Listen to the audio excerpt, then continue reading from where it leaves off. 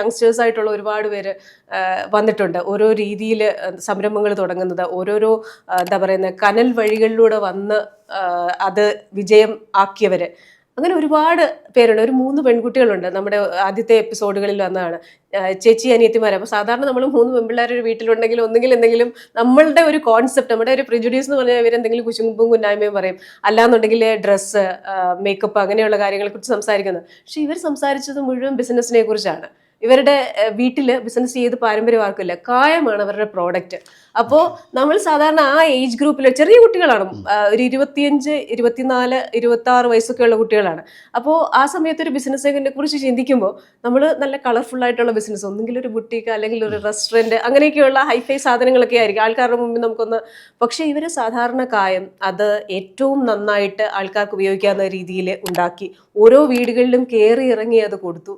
അപ്പോൾ അവരുടെ സ്റ്റോറി എന്ന് പറയുന്നത് നമ്മളെയൊക്കെ ഇൻസ്പയർ ചെയ്യുന്ന ഒരു സ്റ്റോറിയാണ്.